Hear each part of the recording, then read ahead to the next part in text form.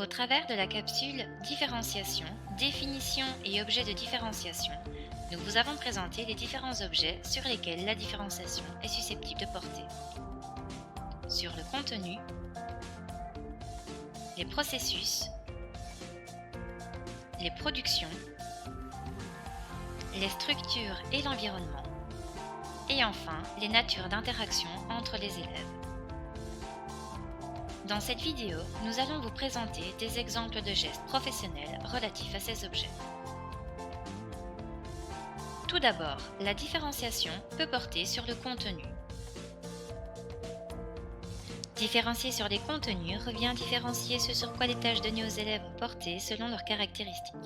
Il peut être envisageable de proposer par exemple des tâches de nature différente ou plus ou moins similaires. Concrètement, l'enseignant peut prévoir des activités de dépassement pour les élèves maîtrisant la matière, telles que des énigmes mathématiques travaillant ainsi leur logique. Aussi, il est possible d'offrir du matériel complémentaire à certains élèves en vue de réaliser les tâches. On peut alors imaginer mettre à disposition des apprenants une droite graduée quand il s'agit de réaliser des additions et soustractions d'entiers.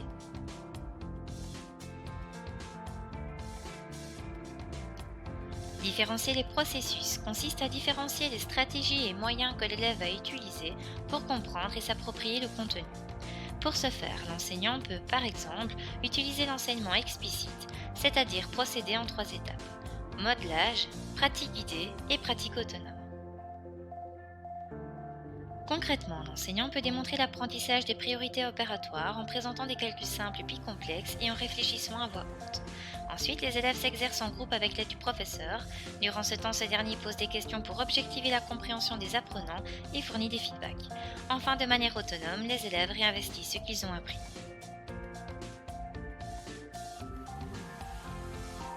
Il est également envisageable de varier le niveau de soutien apporté aux élèves et donc le degré de guidage de l'enseignement.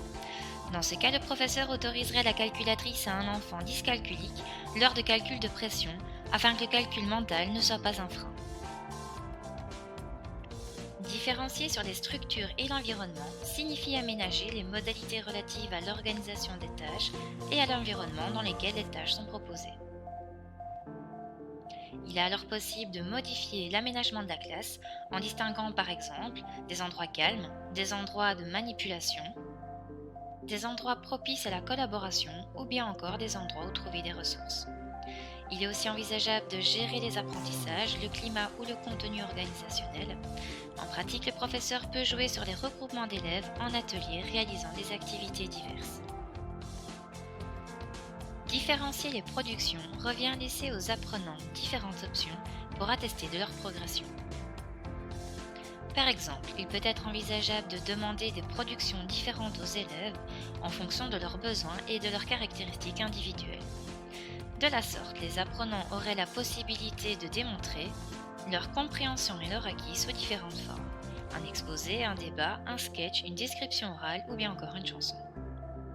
Aussi, l'enseignant peut jouer sur la quantité de production attendue en prévoyant des exercices supplémentaires pour les élèves plus rapides. Enfin, il est possible d'agir sur les natures d'interaction entre les élèves. Il existe 2 manières de les différencier: en construisant des groupes de travail selon les intérêts des élèves, leur affinité interpersonnelle, leur passion pour une même question, ou bien encore de construire des groupes selon des rôles que l'on attribue aux élèves, tels que une personne ressource pour un père plus jeune, un expert dans un certain domaine ou bien encore des élèves complémentaires pour une tâche spécifique. Nous espérons que ces exemples concrets vous ont éclairé sur le concept de différenciation. Cependant, si vous désirez plus d'informations et d'exemples de pistes d'action, nous vous invitons à consulter la fiche relative à la différenciation disponible sur le site edusa.be.